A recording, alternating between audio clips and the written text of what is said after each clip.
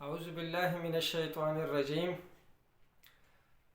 اسلامی نظام میں سربراہ حکومت کون ہوگا، اراکین اسمبلی کا چناؤ کیسے ہوگا اور طرز حکومت کون سا ہوگا، یہ بہت سارے سوالات ہیں جو ہمارے ذہن میں پیدا ہو سکتے ہیں۔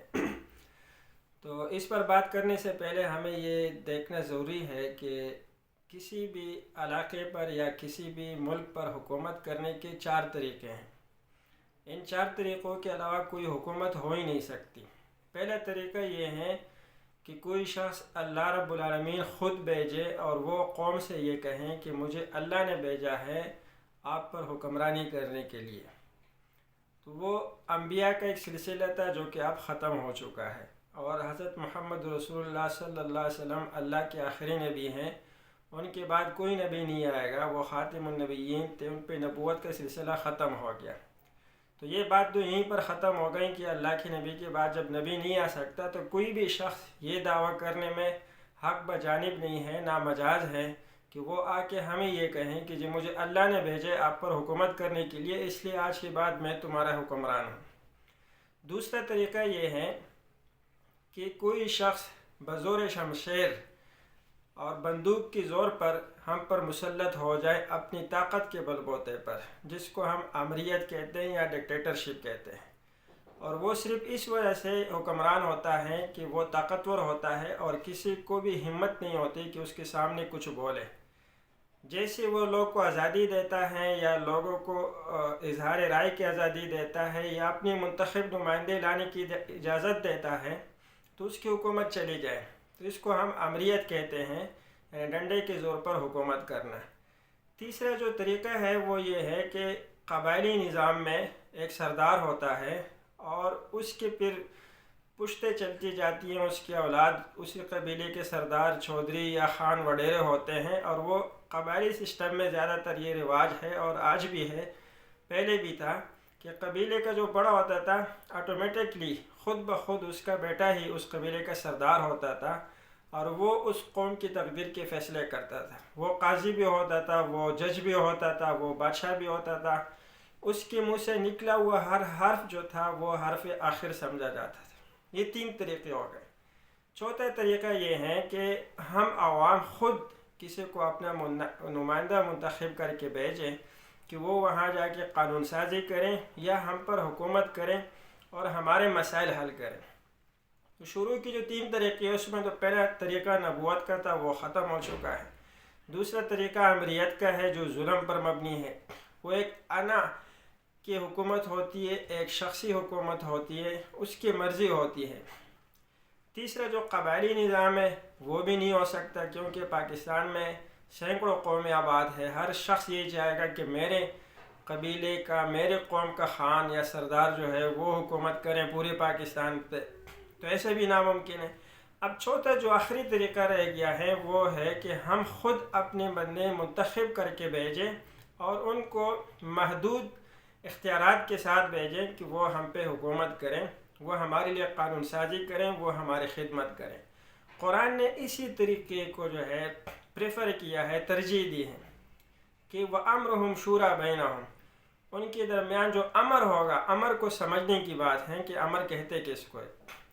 امر کہتے ہیں، جو بلاغت کی کتابوں میں اس کی تعریف کی گئی ہے، وَهُوَ طَلَبُ الْأَمْرِ عَلَى وَجْهِ الْإِسْتِعْلَاءِ، ایسی پوزیشن پہ بیٹھ جانا کہ وہاں پر آپ حکم دینے کے پابند ہوں گے، یعنی میں اپنے ہم پلہ شخص کو، اپنے پڑوسی کو، اپنے آس پاس رہنے والے شخص پہ حکم نہیں چلا سکتا۔ میں اپنے بچوں پر، اپنے اہل و عیال پر تو حکم چلا سکتا ہوں، لیکن میرے پاس یہ اختیار نہیں ہے کہ میں اپنے محلے پر اپنی انا تھوپ دوں۔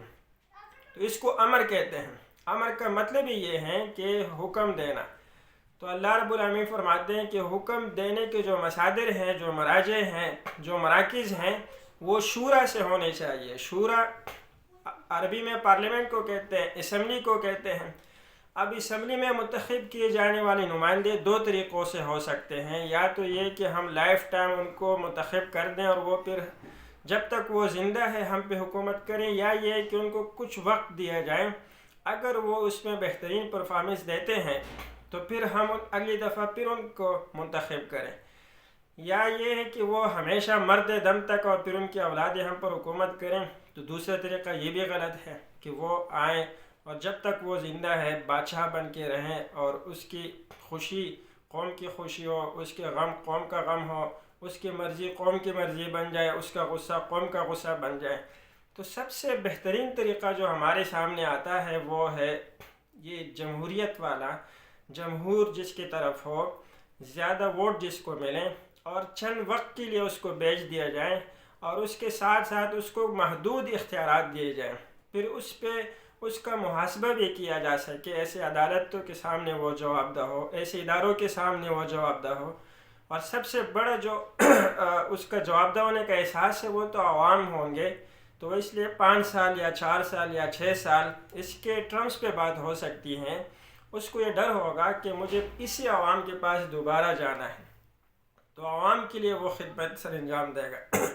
اس سلسلے میں جو زیادہ بات کی جاتی ہے وہ خلافت کے بارے میں کی جاتی ہے کہ یہ خلیفہ ہونا چاہیے، خلافت ہونی چاہیے۔ تو پہلی بات تو یہ ہے کہ قرآن نے جو خلیفہ کا لفظ استعمال کیے وہ بادشاہ کے لیے نہیں کیا کہ بادشاہ جو ہوگا وہ خلیفہ ہونا چاہیے، وہ تمام انسانوں کے لیے اللہ نے کہا کہ انی جاعل فی الارض خلیفہ، میں زمین میں خلیفہ بنانے والا ہوں، جو اللہ کے نائبین ہوں گے، اللہ کے احکامات کو زمین پر قائم کرنے والے ہوں گے، یا وہ ایک دوسرے کے پیچھے چلتے آئیں گے، ایک قوم سے ایک اختیارات لے کے دوسرے قوم کو دیے جائیں گے، دوسرے سے پھر تیسرے قوم کی طرف جائیں گے، یا اشخاص میں وہ روٹیٹ ہوں گے۔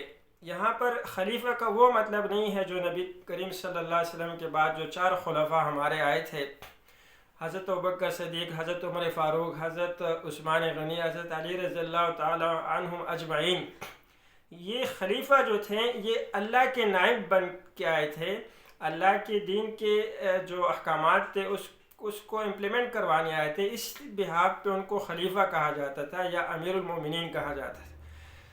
تو اگر ہم خلافت آج نافذ کرنا چاہیں، جیسے میں چاہوں کہ جی کل سے پاکستان کا نظام جو ہے وہ خلافت والا ہونا چاہیے، اور میں کہتا ہوں کہ جی مجھے خلیفہ بناؤ، تو اس کے لیے کیا طریقہ ہوگا؟ یعنی میں کیسے کہوں گا عوام کو کہ جی مجھے خلیفہ بناؤ؟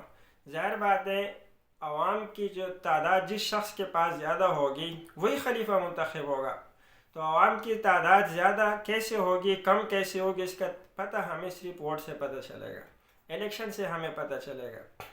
1000 لوگ کھڑے ہو جائیں گے کہ جو مجھے بنائے مجھے بنائے۔ تو خلافت 2 طریقوں سے بن سکتی ہے، یا تو سیاسی نظام کے تھرو بن آئے گا، الیکشن ہوں گے، اس کے لیے جس کے پاس اکثریت ہوگی وہ ووٹ لے لے گا اور وہ آ کے بیٹھ جائے گا، پھر جب تک وہ زندہ ہیں تو وہ ہمارا بادشاہ ہوگا، چاہے وہ اچھا کریں چاہے وہ برا کریں، کوئی اس سے پوچھنے والا نہیں ہوگا۔ اور اگر وہ برا نکلا تو اس کے لیے بھی پھر کوئی قانون نہیں ہوگا ہمارے پاس کہ اب اس کا حل کیا ہے، اس کو کیسے اب یہاں سے برطرف کرے۔ تو یہ تو ایک سیاسی طریقے سے خلیفہ لانے کی بات ہوئی۔ مذہبی طریقے سے کوئی ایک جماعت ایسے ابھر کے آئیں جو یہ کہیں کہ جی ہمارا جو امیر ہے اس کو خلیفہ بنا دو۔ تو پاکستان میں اس وقت 250 سے زیادہ مذہبی جماعتیں رجسٹر ہے الیکشن کمیشن کے پاس۔ تو ہر تنظیم کی یہ خواہش ہوگی کہ میرے جو نظریے والے ہیں، میری جو سوچ والے ہیں وہ خلیفہ بن کے آئے ہیں میرے اوپر۔ یعنی اگر اہل حدیث مکتب فکر سے ایک بندہ اٹھ کے کہتے ہیں کہ میں خلیفہ ہوں، تو سب سے پہلے دیوبند والے اس کے خلاف ہو جائیں گے، بریلوی خلاف ہو جائیں گے، شیعہ خلاف ہو جائیں گے۔ اگر بریلوی آتے ہیں تو دیوبندی اس کو نہیں مانیں گے، دیوبندی آتے ہیں تو اہل حدیث نہیں مانیں گے۔ ہمارے اندر تو خود ایک اتفاق رائے نہیں ہے، پھر وہ آ کے کون سا دین دیکھے جائے گا؟ ہماری تو ابھی تک ہم ایک دوسرے کے پیچھے نماز نہیں پڑھتے، ہم تو یہ کہتے ہیں کہ جی امام کعبہ کے پیچھے نماز نہیں ہوتی۔ تو جب ایک دوسرے کے پیچھے ہم نماز پڑھنے کو تیار نہیں ہیں، قربانی کرنے کو تیار نہیں ہے، ہماری عید ایک ساتھ نہیں ہو رہی، ہمارے روزے ایک ساتھ نہیں ہو رہے، ہماری ٹوپی سے لے کر نماز کے شروع سے لے کر سلام تک چیزوں میں اختلاف ہے، تو ملک کے لیے جو نظام بنے گا، جو قوانین بنیں گے، اس پر کہاں سے ہمارا اتفاق ہو سکتا ہے؟ تو یہ ایک ناممکن سی بات لگ رہی ہے کہ امت مسلمہ کے اندر اتنے اتفاق آ جائیں کہ وہ خلیفہ بنے اور تمام مسلمان اس کو منتخب بھی کریں کہ جی یہ ہمارا خلیفہ ہو سکتا ہے۔ آپ سمپلی سے کسی بھی بندے سے پوچھیں کہ جی اسلام کیا ہے، تو وہ آپ کو 500 چیزیں بتائے گا کہ جس کی داڑھی ہے وہ مسلمان ہے، جس کی نہیں ہے وہ کافر ہے۔ اگلا بندہ کوئی اور ڈیفینیشن کرے گا، اس سے اگلا بندہ کوئی اور تعریف لے کے آئے گا۔ یعنی کوئی بھی شخص آپ کو ایسا نہیں ملے گا کہ جو آپ کو جامع تعریف بتا سکے کہ جی یہ شخص مسلمان ہے۔ یعنی امام کعبہ سب سے مقدس، سب سے محترم ہماری پوسٹ ہے کہ وہ اللہ کے گھر پہ کھڑے ہو کر وہ تمام امت مسلمہ کی امامت کروا رہے ہوتے ہیں، اور ہمارے علماء بر صغیر کے یہ فتوے جھاڑ رہے ہوتے کہ جی ان کی پیچھے نماز نہیں ہوتی، اور میں جب جاتا ہوں میں علیحدہ جماعت پڑھتا ہوں۔ تو جو قوم امام کعبہ پہ متحد نہیں ہو سکتی، جو اپنے شیخ الاسلام پہ متفق نہیں ہو سکتی، جو ایک سوچ تک نہیں لے سکتی، ان سے ہم کیسے امید رکھ سکتے ہیں کہ وہ خلافت لے آئیں گے؟ اور ایک ایسا بندہ آئے گا جس پہ کوئی بھی انگلی نہیں اٹھا سکتا۔ جمہوری نظام میں بہت ساری خامیاں ہیں، اس پہ ہم بات نہیں کر رہے ہیں، لیکن کوئی اور طریقہ ہمارے پاس اس وقت نہیں ہے کہ جس پر چل کر ہم کرسی تک پہنچے، ہم اقتدار تک پہنچے، ہم وہاں پہ اصطلاحات لیں۔ ہم یہ کہتے ہیں کہ جمہوریت کفر ہے، اور کافر جب جیت کے آتا ہے تو پھر ہم ان سے مطالبہ کرتے ہیں کہ جی آپ اسلامی نظام نافذ کریں۔ تو جو ایک بندہ کفر سے ہو کے آئے ہیں وہ اسلامی نظام کیسے نافذ کرے گا؟ بہت سارے دیندار لوگ کہتے ہیں کہ جی ہم تو ووٹ ہی نہیں دیتے۔ جب نیک لوگ ووٹ نہیں دیں گے اور برے لوگ برے لوگوں کو منتخب کریں گے تو ملک کا نظام کیسے بہتر ہوگا؟ اس وقت دنیا میں جتنے مسلمان ہیں ان کے فائدے میں جمہوریت ہے۔ یعنی امریکہ میں آپ کو فریڈم آف ایکسپریشن ہے، آپ بول سکتے ہو، آپ اپنی عبادات کر سکتے ہو، آپ اپنے جو مذہبی رسومات ہیں وہ ادا کر سکتے ہیں، اپنا رائٹس عدالت کے تھرو رہ سکتے ہیں۔ انڈیا کے مسلمان کیوں خوش ہیں اپنی حکومت سے؟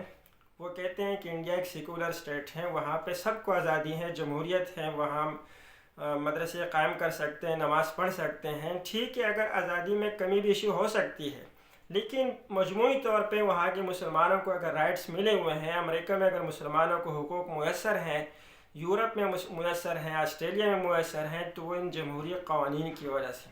اگر وہاں پہ خدا نخواستہ کر ایک متعصب عیسائی جیت کے آئیں اور مسلمانوں کا جینا محال کر دیں تو ہم کیا کر سکتے ہیں؟ ملک ان کا ہے، علاقہ ان کا ہے، حکومت ان کی ہے، ہم تو وہاں پردیسی بن کے جاتے ہیں، لیکن وہاں اگر ہمیں شیلٹر مہیا کیا ہے تو وہ جمہوریت نے کی ہے۔ اور اسی طرح انڈیا میں سیکولرزم نے مسلمانوں کو بچایا ہوا ہے، وہاں پہ دیگر جو اقوام ہیں ان کو بچایا ہوا ہے۔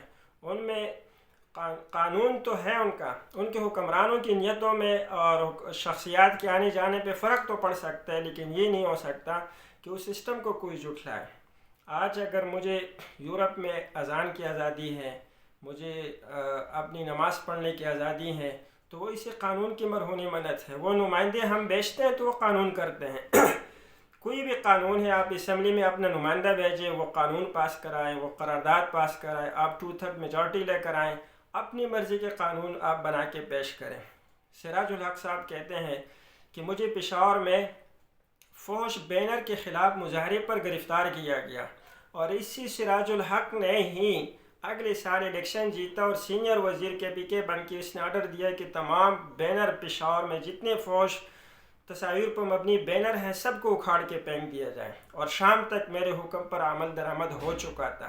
اس کا مطلب یہ تھا کہ بندہ وہی، مطالبہ اس کا ہی، اور سیٹ اس کی چینج تھی۔ کل وہ روڈ پہ تھا، آج وہ سینئر وزیر تھا، اس کے پاس MPA کی پوسٹ تھی، اور وہ جا کے اس کرسی پر بیٹھ گئے جہاں سے آرڈر آتے ہیں۔ جب وہاں پر ہم صحیح لوگ کو بھیجیں گے، اچھے لوگوں کو بھیجیں گے، تو ہمارے پاس اچھے نتائج سامنے آئیں گے۔ لیکن ہم ابھی تک اس شش و پن میں ہے کہ جائز ہے یا ناجائز ہے، حلال ہے یا حرام ہے، اور اسی سلسلے میں ہم بہت پیچھے رہ گئے۔ ایک چھوٹا سا واقعہ 94 میں نے اخبار میں پڑھا کہ انڈیا میں لوگ ٹی وی توڑ رہے تھے کہ جی یہ فحاشی ہے، یہ اوریانی ہے، ٹی وی ختم کر دو۔ اور یورپ میں مسلمان ٹی وی پر 2 گھنٹے مانگ رہے تھے کہ جی ہمیں بھی 2 گھنٹے دیے جائیں تاکہ ہم دعوت کر سکیں، تبلیغ کر سکیں۔ ہم یہاں کے سینئر موسٹ میجورٹی ہیں ہماری جو قوم ہے وہ بھی کچھ سننا چاہتی ہیں۔ تو اس وقت میں نے، چھوٹا تھا میں، لیکن میں نے سمجھ لیا تھا کہ جی ان کو 2 گھنٹے ملنے چاہیے تاکہ مسلمانوں کی بھی آواز آئیں ٹی وی چینل پر۔ اور آج وہی ہوا، آج ہر شخص ٹی وی کی اہمیت کو سمجھ گیا، ریڈیو کی اہمیت کو سمجھ گیا، سوشل میڈیا کی اہمیت کو سمجھ گیا۔ اور جو حرام کہتے تھے ان کو وہ سب اب اس کے حلال ہونے پہ فتوے صادر فرما رہے. تو ہمیں جو حلال حرام کہتے وقت بہت دور کی سوچنی چاہیے. چھوٹی چھوٹی باتوں کو لے کر ہم فتوے دے دیتے ہیں اور بعد میں اس کے خلاف کرتے ہیں تو لوگ ہمارے مذاق اڑاتے ہیں کہ جی ان کی تو ایک بات پہ بات ہی نہیں بنتی، آج ایک اور کل دوسرا. تو جمہوریت کے ساتھ بھی ہم یہی کر رہے ہیں. ہم جمہوریت کے اندر رہتے ہوئے بہت سارے فوائد اس سے حاصل کر سکتے ہیں. ابھی ہم اس پوزیشن میں نہیں ہیں کہ جی کوئی ایسا شخص آئے جس پہ ساری امت مسلمہ کا اتفاق ہو کہ جی یہ نیک بندے اور اس کو خلیفہ ہونا چاہیے. نہ اتنی ہمارے پاس طاقت ہے کہ ہم طاقت کے بل بوتے پر پورے ملک کو یرغمال بنائیں اور اپنی پارٹی کے امام کو اٹھا کے بٹھا دیں کہ جی آج کے بعد یہ خلیفہ ہے. تو جمہوریت کی ان اصولوں کو اپناتے ہوئے ہم بہت سارے اپنے مسائل حل کر سکتے ہیں.